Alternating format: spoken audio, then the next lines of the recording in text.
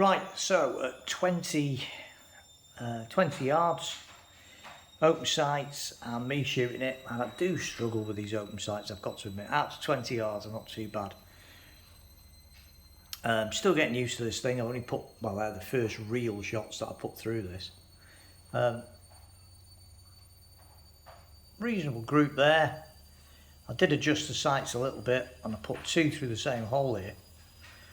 So, starting to get down with it. But that's, 20 yards open sights for a Springer. That's not too bad for a gun of that age. I've seen worse from some PCPs. That group there, about an inch. And then when I'd adjusted the sights, 2 through the same hole, that ain't bad. More by luck, I think, than anything. I do like this Airsporter. I normally am a Webley fan. I love my Webleys.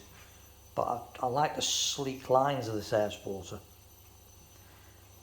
It's a nice looking rifle. Really is. It's a really good buy, this. Well worth the money. Fantastic bit of kit.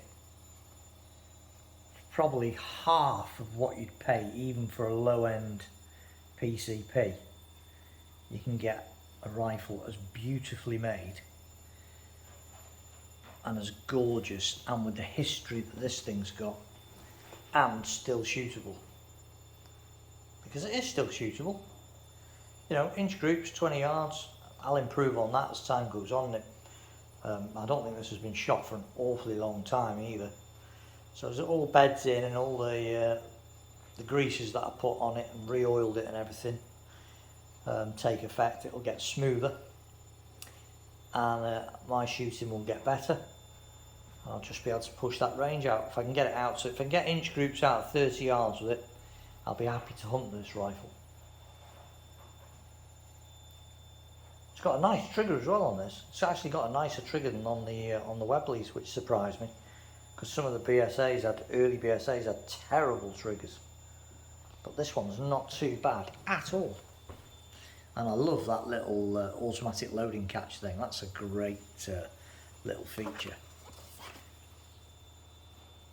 It's a noisy bugger though. Don't half make a bang to it when you're shooting it. But it's great because it feels like you are shooting a gun. It's not like the little sort of pff that you get with a PCP, no recoil and just pff. These things feel like you're actually shooting a gun.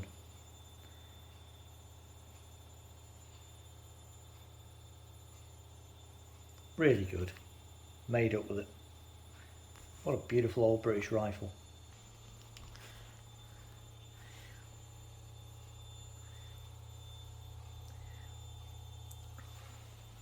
Looks like a proper 2.2 LR.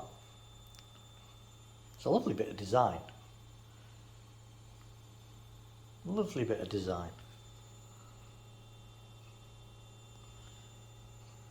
Fantastic old gun.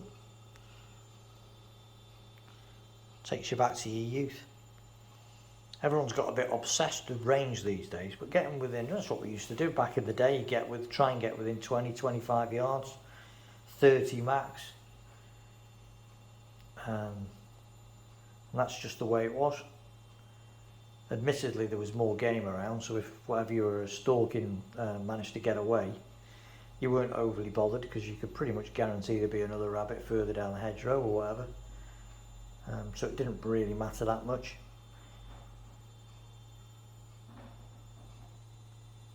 But these things are the essence of air gunning, really. And when you think what you can buy now, you can go out and buy one of these for around about 300 quid mark. And not only are you buying a piece of history, but you're still getting a gun that you can hunt with. You look after it, re-grease it, lube it, give the barrel a good clean, which is something I do need to do on this one, give the barrel a good clean. You've still got a gun that can get under an inch groups with someone who knows what they're doing and slightly better eyesight than mine. If you put the scope on the later ones, even better still. Easily able to get under half an inch at 30 yards. So you've got a hunting rifle with history, quality beyond anything you'll see available currently, all for less than a really dirt cheap Chinese or Turkish PCP.